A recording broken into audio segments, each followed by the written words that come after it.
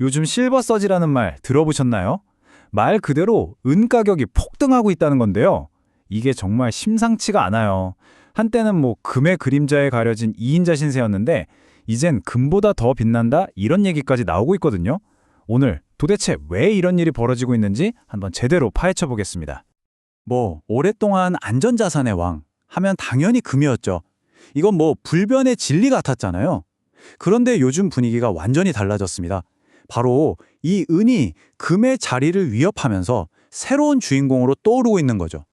이게 그냥 분위기만 그런 게 아니에요. 숫자로 딱 보여드릴게요. 국내 투자자분들이라면 많이 아실 코덱스 은선물 ETF. 이 상품이요. 올해 들어서만 수익률이 무려 100%를 넘었습니다. 100.28%. 와, 말 그대로 2배가 올랐다는 거예요. 정말 엄청나죠? 이게 1년 내내 꾸준히 올라서 그런 거 아니냐고요? 천만에요.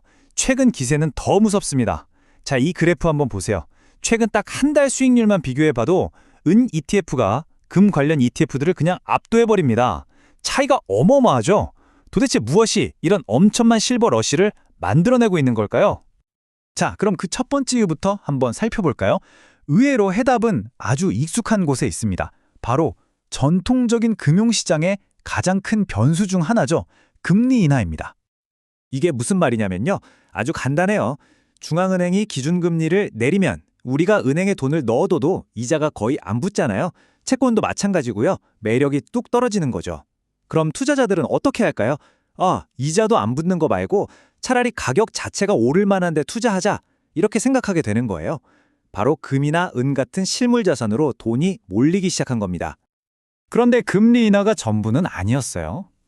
여기에 기름을 부은 격으로 달러 가치는 떨어지고 또 미국발 무역 정책에 대한 걱정은 커지고 상황이 좀 복잡해졌죠. 이러니까 불안해진 일부 투자자들이 이러다 큰일 나겠다, 은이라도 사둬야겠다 하면서 은을 막 사들이기 시작한 거예요. 이게 시장에 가뜩이나 부족했던 은을 더 부족하게 만드는 효과를 낳았습니다. 자, 그런데요. 은은 가격 상승을 이런 금융적인 이유로만 설명하면 딱 절반만 아는 겁니다. 진짜 중요한 이야기는 지금부터예요. 은에게는요, 다른 귀금속에는 없는 아주 특별한 2개의 얼굴이 있거든요.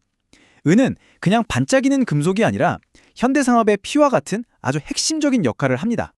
이걸 금이랑 비교하면 확 와닿아요. 금은 보통 경제가 어려울 때 내 자산을 지켜주는 방패 같은 역할을 하잖아요. 그런데 은은요, 이 방패 역할도 하면서 동시에 미래 산업을 앞으로 끌고 나가는 강력한 엔진 역할까지 합니다. 그러니까 안전자산이면서 동시에 핵심 산업 원자재인 이 2가지 역할을 한 몸에다 하고 있는 셈이죠. 그럼 그 엔진이 어디에 쓰이냐고요? 와, 정말 없는 곳이 없을 정도예요. 요즘 제일 핫한 AI 반도체, 그리고 친환경 에너지의 상징인 태양광 패널, 도로 위를 달리는 전기차 배터리, 우리가 지금 손에 들고 있는 스마트폰까지 우리가 미래라고 부르는 거의 모든 핵심 기술에 이 은이 없으면 안 됩니다. 바로 이 산업적인 수요가 은의 가치를 구조적으로 아주 탄탄하게 밀어 올리고 있는 거예요. 그래서 한 전문가가 이런 말을 했어요. 최근 은 가격 상승은 단기 이벤트가 아니다. 산업 수요에 기반한 구조적인 변화다. 그러니까 이게 무슨 뜻이냐면 지금 이 현상은 반짝하고 끝날 유행이 아니라 우리 산업 구조 자체가 변하면서 나타나는 아주 근본적인 흐름이라는 거죠. 자, 그럼 이제 시선을 좀 돌려서 공급 쪽을 한번 들여다볼까요?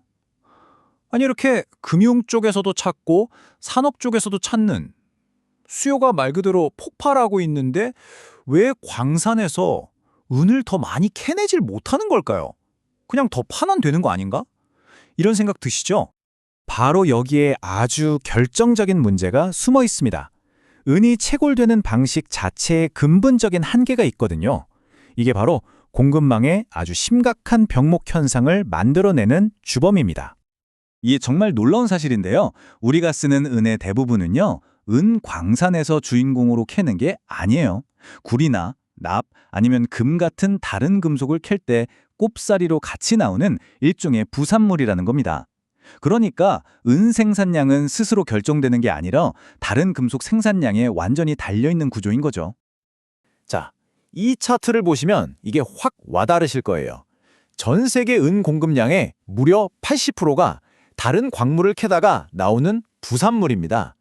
이게 뭘 의미하냐면요.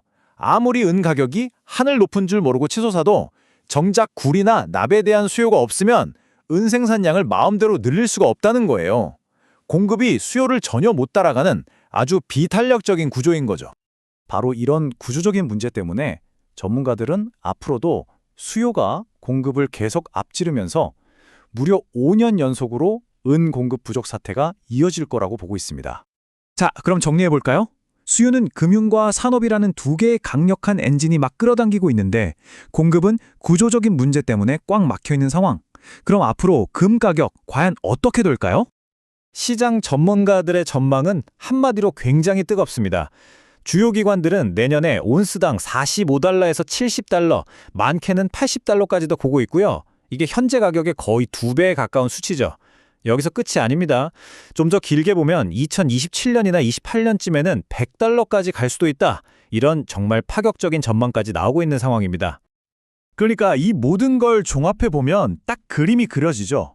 금융정책이 밀어주고 산업 수요의 구조적인 변화가 끌어주고 여기에 만성적인 공급 부족까지 이 세 가지 강력한 요인이 완벽하게 맞물리면서 지금의 은 랠리를 만들어내고 있는 겁니다. 이건 단순한 가격 상승이 아니라 원자재 시장 전체의 판이 바뀌고 있다는 신호일지도 모릅니다.